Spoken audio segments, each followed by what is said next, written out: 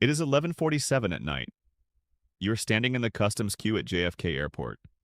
14 hours ago, you got on a flight from Dubai. You are drained. Your back is aching. Your phone is dead.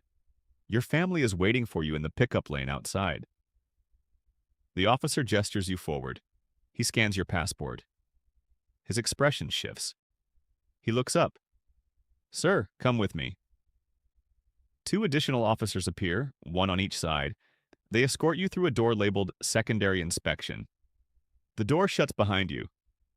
The room is compact, gray walls, no windows, a metal table in the center, a chair fixed to the floor. The officer gestures at the table. Place your laptop here. Unlock it. He is not requesting, he is commanding. Right here in the following 90 seconds, your complete life is on that laptop. Your emails with your employer, your WhatsApp conversations with your brother in Pakistan, your family photographs, your banking app, your tax returns, your immigration lawyer's notes, every private message you ever transmitted. One wrong decision right now, and CBP duplicates all of it permanently into a government database that is shared with federal, state, local, and international agencies. Most travelers in this precise moment panic. They unlock the laptop, they surrender it, they say yes to every question, they sign whatever document is placed in front of them, and by the time they exit that room, they have relinquished more than they ever imagined. But you are not going to do that, because in the following 20 minutes, I am going to demonstrate exactly what CBP can and cannot do to your laptop. The precise words to say, the one button you must press before you land, and the 3 magic words that shield you under the new 2026 directive. I am Timothy. This is US Updates Hub. If you have ever traveled internationally or you intend to, this video might be the most critical one you watch this month. Hit the subscribe button, turn on the bell. Let us begin. Let me explain to you why 90% of travelers lose in this situation. It is not because they committed an offense. It is not because they possess something to conceal. It is because they do not understand the rules of the game. And the officers, they understand those rules very, very well. Here is how the trap operates. Trap number 1, the routine deception. The officer appears bored. His tone is flat. He says, "This is merely a routine check. We do this with random individuals. Unlock your laptop and you will be out of here in 10 minutes. The word routine is the trap. In fiscal year 2025, CBP processed 419 million travelers at U.S. ports of entry. Out of all those individuals, only 55 IC and 318 had their electronic devices searched. That is less than 1/100th of 1%. If you are in that secondary inspection room with a CBP officer demanding your laptop, it is not routine. You were selected.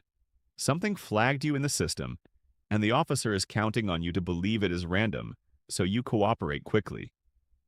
Do not believe it. Trap number 2. If you have nothing to conceal, this is the oldest technique in the book. The officer says, "Look, if you have nothing to conceal, why are you making this complicated? Just unlock the laptop. The longer you take, the longer this process becomes." Here is the reality. You are not making this complicated by inquiring about your rights. You are not concealing something by wanting to understand if this is a basic search or an advanced search. This phrase is engineered to make you feel guilty for exercising your rights. Guilt is a weapon. They deploy it because it functions.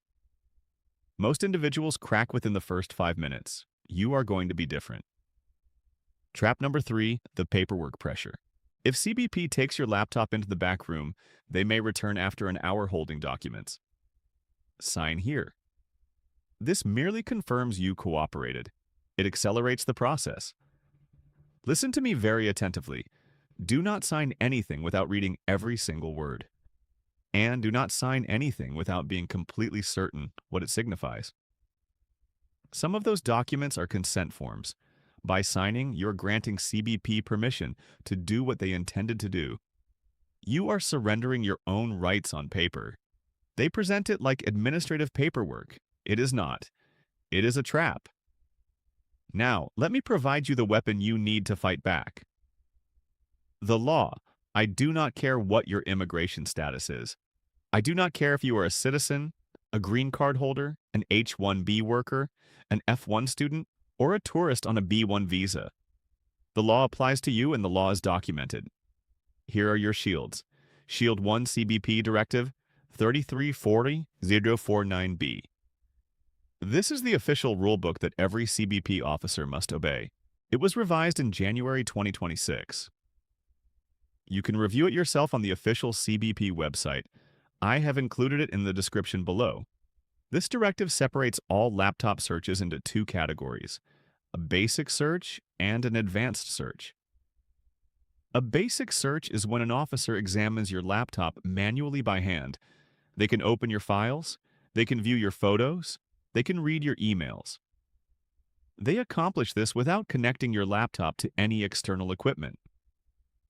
An advanced search is different. This is when they connect your laptop to a forensic computer.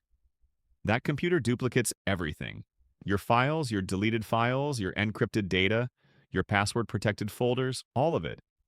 Here's the most critical line in the entire directive. An advanced search requires two conditions. First, reasonable suspicion that you violated a law. Second, authorization from a senior CBP manager at grade 14 or higher. Review that again. A basic search can occur to anyone. An advanced search requires suspicion plus a supervisor's authorization. If you ask, is this a basic search or an advanced search? You are compelling the officer to be precise, and precision is what shields you. Shield 2, the Fourth Amendment. This is your constitutional shield. The Fourth Amendment of the United States Constitution protects everyone on American soil from unreasonable searches and seizures. That includes you, even if you are not a citizen. Now, here's the complication. The border has what attorneys call the border search exception. This grants CBP more authority at the border than police possess inside the country. But even at the border, the Fourth Amendment still applies in restricted ways. You still possess rights. Those rights are simply narrower. Shield 3, the right to refuse your password. CBP officers can request your password. This is lawful. They are permitted to ask. But here is what most individuals do not realize. You can decline. If you are a U.S. citizen, you cannot be refused entry for declining to unlock your device. Your citizenship does not hinge on your cooperation with a device search. If you are a green card holder, you possess strong protections too. Denial of entry for a returning green card holder is legally challenging. Your device can be held, but your status cannot be easily revoked because of a refusal. If you are a visa holder, the circumstances are tougher. Declining to unlock your device can result in denial of entry. This is documented in CBP's own procedures, but declining is still your legal right. The question is whether you are prepared to accept the consequences. Shield 4, the cloud loophole. This is the single most significant thing in this entire video. CBP officers are not permitted to search data that is stored in the cloud. That means your iCloud, your Google Drive, your Dropbox, your Microsoft OneDrive. All of that data resides on a remote server, not on your device. Under the 2026 directive, CBP must deactivate all network connections before they search your device. This is documented in their own regulations. Why does this matter? Because if you log out of your cloud accounts before you land, and you activate airplane mode before you surrender your laptop, your cloud data becomes invisible. CBP cannot access it. They are not permitted to access it. Your local files are exposed. Your cloud files are shielded. Remember that distinction. It will rescue you one day. Okay, here's your action plan. Memorize this, practice this, teach it to your family tonight. Step 1. Before you fly, the preparation begins before you even board the plane.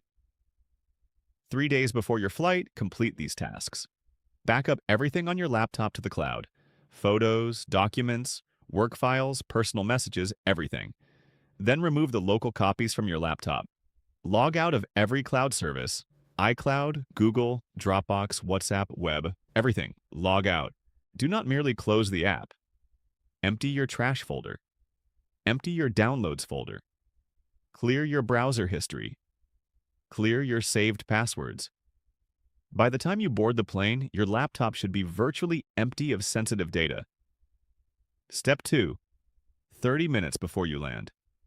When the captain announces the descent, take out your laptop, power it on, verify that all cloud services are logged out. Double-check, close every tab, close every application. Then accomplish the most important action. Activate airplane mode. Close the laptop. Place it in your bag. You are now prepared. Step 3. At the CBP counter, be courteous, be professional, be composed. Present them your passport. Answer basic questions about the purpose of your trip. If the officer waves you through, depart calmly. If the officer says, "Come with me to secondary inspection," do not argue. Do not panic. Accompany them. Inside that room, wait for the officer to speak first. Step 4. When they request your laptop, when the officer says, "Place your laptop here and unlock it," you possess a choice. Option A is to comply. Place the laptop on the table, unlock it. Allow them to conduct a basic search. This is the path most individuals choose. Option B is to pose questions first. This is your legal right. Pose this exact question. Is this a basic search or an advanced search? If they respond basic, then your rights are restricted. They can examine your laptop by hand, but they cannot duplicate it and they cannot retain your data beyond what is authorized. If they respond advanced, you pose the follow-up. Under the 2026 Directive, advanced searches require reasonable suspicion and supervisor authorization. Can you confirm that both of those conditions have been satisfied? You are not being impolite. You are not being difficult. You are citing their own rulebook back at them. Step 5. The password question. If they request your password, you possess 3 options. Option A, enter the password yourself. Do not reveal the password to them. Do not write it down. Simply unlock the device yourself. Option B, decline courteously.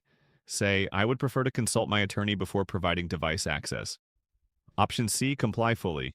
Provide them the password. The correct answer depends on your immigration status, what is on the laptop, and how much time you possess. But whatever you select, remember this: never lie. Never provide a fake password. Never pretend the device does not function. Lying to a federal officer is a crime. Declining is not. Step 6. If they retain your laptop. If CBP decides to keep your laptop for further inspection, here is precisely what you do. Say these words: "I would like a written receipt for my device. I would like the officer's name and badge number. I would like the case reference number for this inspection." This is your right. They must provide it. Then pose one more question. What is the anticipated date of return for my device? Typical device retention is 5 days. Extensions are possible, but CBP must document them. Record everything: the officer's name, the badge number, the time, the location, the reason provided. You will need this information if you ever submit a complaint. Step 7. The 3 magic words. If at any moment the officer poses questions that feel like an interrogation, remember these 3 words. I remain silent. Or the extended version, I am exercising my right to remain silent. I would like to consult an attorney before answering further questions. You do not need to explain yourself. You do not need to justify your response. You do not need to fill the silence. Immigration officers are trained to use silence as pressure. They will pause. They will observe you. They will wait for you to speak. Let them wait. Silence is your shield. Step 8. After you arrive home, if your device was searched or retained, do not forget about it. Within 72 hours, complete these tasks. Change every password on every account: email, banking, social media, cloud storage, all of it. Enable 2-factor authentication on every account that supports it. Examine your recent login history on every service. Search for activity you do not recognize. Inform your employer if any work data was on the device. Submit a complaint with the Department of Homeland Security through the Traveler Redress Inquiry Program at trip.ehs.gov. This is the official government complaint channel. It is free. If you believe your rights were violated, contact the American Civil Liberties Union. Their immigrant rights hotline is 870 thrust 6700. Let me share one more story before I finish. Last year, a green card holder flew back into Newark after visiting his mother in India. He was exhausted. He had been traveling for 16 hours. CBP sent him to secondary inspection. They requested his laptop. He unlocked it without hesitation. They duplicated everything. 3 weeks later, he received a notice. His green card renewal was flagged for additional review. Some of his WhatsApp conversations had been misinterpreted. His mother had inquired about sending money back home. CBP had flagged the messages as potential financial concerns. It took him 14 months and $11,000 in legal fees to resolve it. 14 months, $11,000. All because he spent 90 seconds unlocking a laptop at an airport. If he had understood what you now understand, none of that would have occurred. Understanding your rights does not make you a criminal. It does not make you suspicious. It does not signify you are concealing something. It signifies you are intelligent. It signifies you are prepared. It signifies you refuse to be a victim of a system that is designed to confuse you. Every single day, travelers lose cases, lose status, lose years of their life. Not because they were guilty of anything, but because they did not understand what you just learned. You now understand more than 95% of individuals who will walk through a U.S. airport this year. But here is my request. Do not keep this to yourself. Send this video to your father who travels for work. Send it to your sister who is studying abroad. Send it to your cousin who just received his green card and is flying home next month. Share it in your family WhatsApp group. Share it with your community. Share it with anyone who boards an international flight, because information is protection, and protection is how we survive in 2026. If this video helped you, hit that like button, hit subscribe, turn on notifications. I release new content every week to keep you one step ahead of rules most individuals do not even realize exist. Join my WhatsApp alerts. The link is in the description. You will be the first to know when CBP, USCIS, or IC changes the rules. One important note before you go. This video is for educational and informational purposes only. I am not your attorney. This is not legal advice.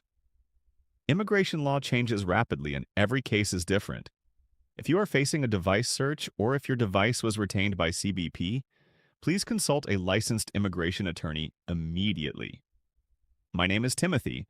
This is US Updates Hub. Know your rights, protect your data, protect your family. I will see you in the next one. I am not an attorney. This content is for educational purposes only based on official CBP Directive 3340049B and public CBP guidelines. Every case is different. If CBP searched or retained your device, please consult an immigration lawyer immediately.